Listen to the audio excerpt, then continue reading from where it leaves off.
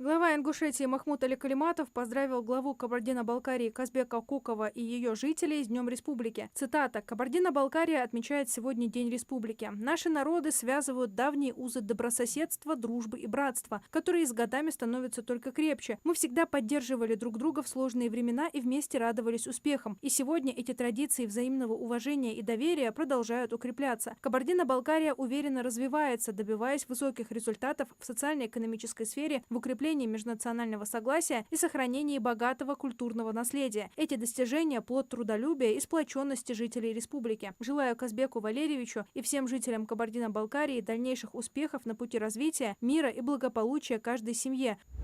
Глава Ингушетии Махмуд Али Калиматов поздравил школьников, студентов, педагогов с Днем знаний. Цитата. «Сегодня первый звонок прозвенит для 8200 первоклассников. Для 85 тысяч учеников Ингушетии откроют свои двери 159 школ, оснащенных современным оборудованием и передовыми технологиями. В их жизни снова начинается ответственный период, когда каждый будет напряженно трудиться над общей задачей – наращиванием знаний. Нашей республике необходимы грамотные, образованные, талантливые люди, которые будут создавать новые предприятия, внедрять передовые технологии, развивать науку, медицину, образование и культуру. Хочу особенно отметить тех, кто впервые переступает школьный порог. Сегодня вы делаете первый шаг в мир знаний, и именно от вашей любознательности, усердия и стремления учиться зависит то, какой будет Ингушетия завтра. За последние 6 лет в Ингушетии построено 48 современных школ с комфортными условиями, отвечающими всем требованиям времени. Это наша общая инвестиция в будущее детей, их обучение и раскрытие способностей.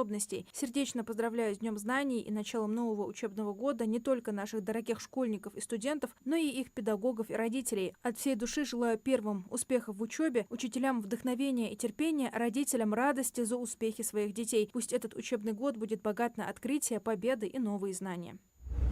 1 сентября 1994 года в Ингушетии был открыт Горский кадетский корпус, созданный по инициативе Руслана Султановича Аушева. Первый выпуск кадетов состоялся в 2001 году. Сегодня корпусу исполняется 31 год. С этим значимым событием кадетов, выпускников и преподавателей Горского кадетского корпуса поздравил глава Ингушетии Махмуд Али Калиматов. Он пожелал им крепкого здоровья, успехов в учебе и службе, а также новых побед на благо нашей республики и всей России. Глава отметил, что с самого начала корпус создавался по образцу суворовских училищ, где особое внимание уделялось дисциплине, воспитанию чувства ответственности и верности долгу. Многие его выпускники связали свою жизнь с армией, поступили в военные училища и продолжают служить Родине. В России вступил в силу обновленный список болезней, с которыми нельзя управлять автомобилем. Изменения были закреплены соответствующим постановлением правительства еще в апреле. Документ размещен на официальном интернет-портале правовой информации. В обновленный список соответствующих болезней вошли общие расстройства психологического развития, включая аутизм, синдромы Ретта и Аспергера, а также аномалии цветового зрения, частичная цветовая слепота, искаженное восприятие красного и зеленого цветов. Другие противопоказания остаются без изменений. В их число входят эпилепсия, шизофрения и иные серьезные заболевания. В ряде пунктов уточнено, какие именно коды международной классификации болезней имеются в виду. До 15 сентября продлена регистрация на национальную премию для управленцев в сфере культуры. Премия создана специально для признания достижений профессионалов, работающих в культурной отрасли нашей страны. Участие могут принять руководители учреждений республиканского и муниципального уровней, директора театров, музеев, библиотек, образовательных центров, культурных проектов и творческих коллективов. Финальный отбор определит 18 победителей, которым будет вручена престижная награда. Церемония награждения состоится осенью текущего года. В Госдуме выступили с предложением создать единый электронный документ гражданина. Он объединит все значимые документы. Например, в него предлагают интегрировать паспорт, СНИЛС, полис ОМС, водительское удостоверение, документы на автомобиль, полисы ОСАГО и КАСКО, социальную карту и пенсионное удостоверение. По желанию владельца данный перечень документов можно пополнить, например, банковскими картами или проездными билетами.